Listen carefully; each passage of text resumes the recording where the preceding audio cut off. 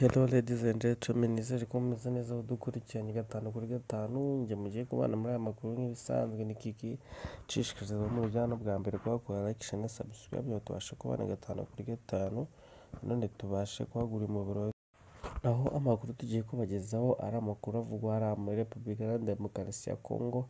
Ni amakuru dukesha ikinyamakuru cyane iwacu mu Rwanda nk'igihe, aho iki kinyamakuru cyanditse kigira kiti guverinoma ya RDC yemereye miliyoni 5 z'amadolari y'Amerika uwayifasha gufata abayobozi bakuru b'ihuriro AFC cyangwa se M23 rigenzura ibice byinshi byo mu burasirazuba bw'iki gihugu cya Kongo.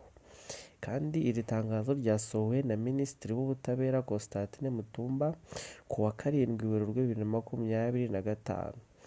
Rivugwa ko abashakishwa ari umuyobozi wa AFC Colonel Nanga, Bertrand Bisimwa uyobora M23 na General Major Sultan Makenga uyobora abarwanyi ba M23.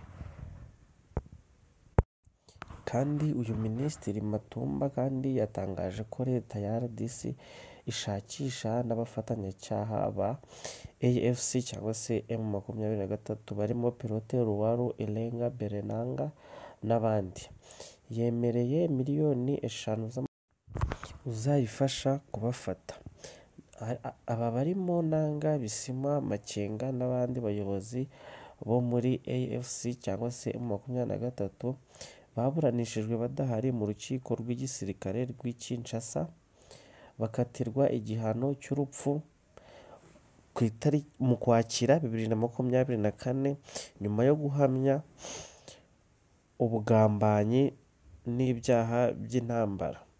Nyuma yo kumva kandi umwanzuro w'urubanza, Nanga yahaye inkwenene leta ya RDC agaragaza ko iki gihano kigaragaza ubwoba ubutegetsi bw'iki gihugu bufitiye abarwanyi ba AFC cyangwa se M23.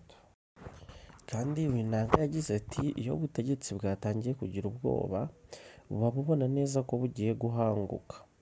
Iyi nkinamico yiswe urubanza n'ibihano bidafitutse byayitanzwemo ni ikimenyetso cy'ubwoba bw'ubutegetsi bwabuze epfo na ruguru busigaje kugwa.